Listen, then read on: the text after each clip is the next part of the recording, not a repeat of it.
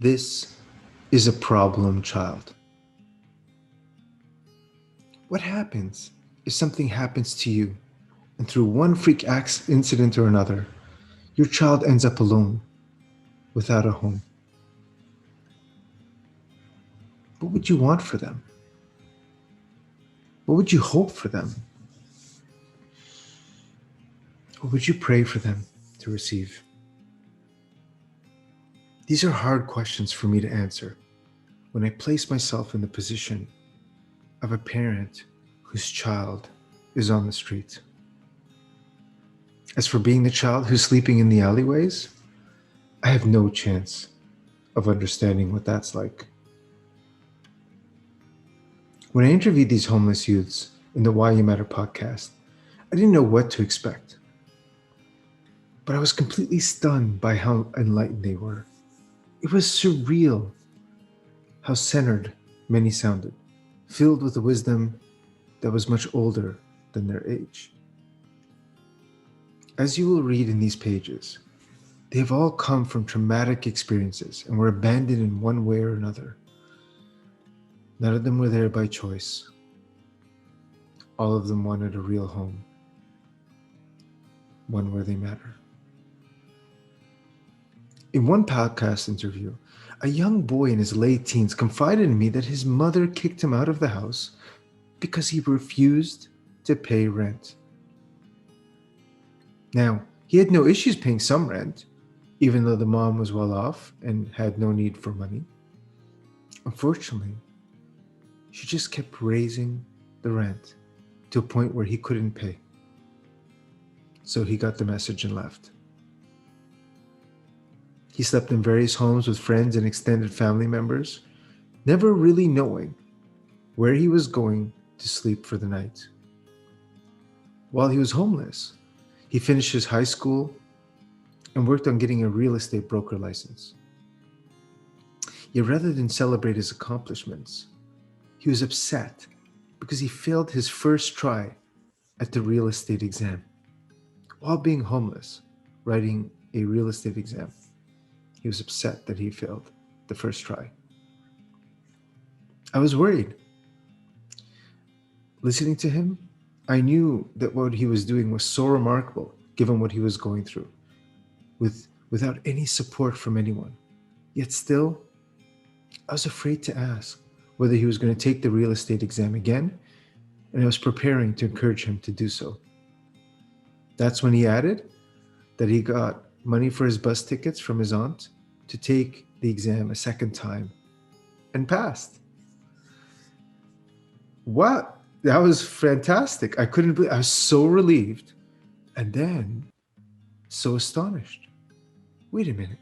This boy, who's barely of age to vote, abandoned by his family, sleeping in random places, yet still managed to finish high school and get certified as a real estate agent while being homeless, is upset that he didn't pass the first exam.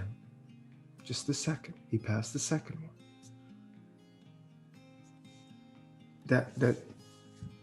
That blew my mind. What's even more unbelievable is that the interviews I conducted so far showed me that he is not the exception to the rule. I couldn't believe it. Most homeless youths that I met were driven to establish themselves. They had to drive to solidify their lives because there was nothing to support them. No one to support them. They are spectacular achievers.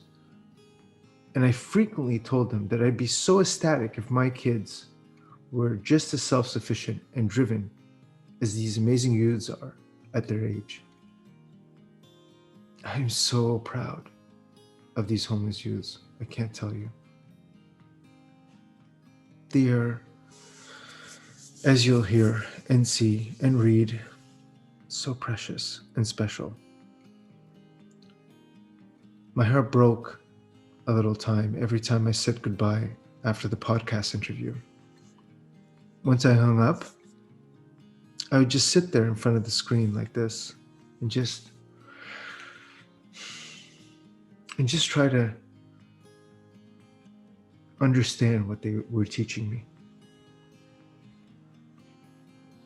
Other times, I'd break out in tears, unable to shake my desire to I just wanted to just drive down to the shelter and take care of them. But I knew I couldn't. I knew that wasn't my role.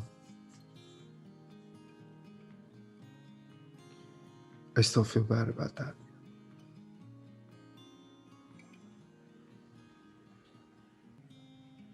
To be honest, it's the hardest part of doing these podcasts, is saying goodbye to them.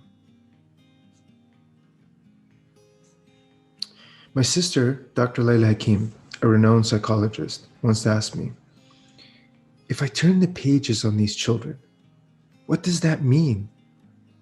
Does it mean they aren't important? Does it mean that they never existed? Or does it mean that I've closed the door to my heart for them? At the time, she was talking about children available for adoption, yet her words resonated with me every time I turned off the podcast, hanging up on those beautiful, incredible children forever.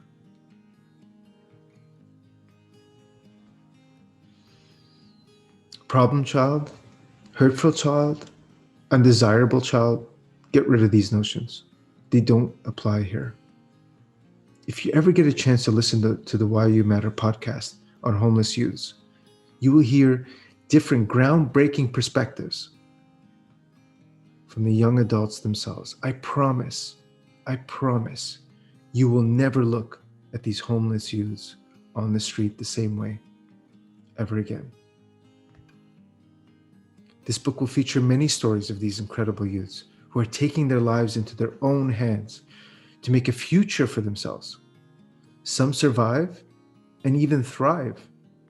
Others will fade away with nothing but the stories of these pages to keep their memories alive. They could be anyone's children. They could be my kids. They could be me. That's the harsh reality homeless youths deal with every day. It's a reality we will share with them if you so wish to join me on this journey. If you do, make sure to buckle your seatbelts, as we're about to embark on a roller coaster ride like no other.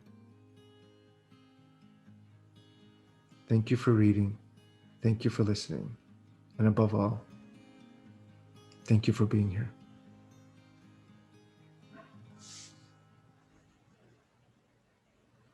I'll never be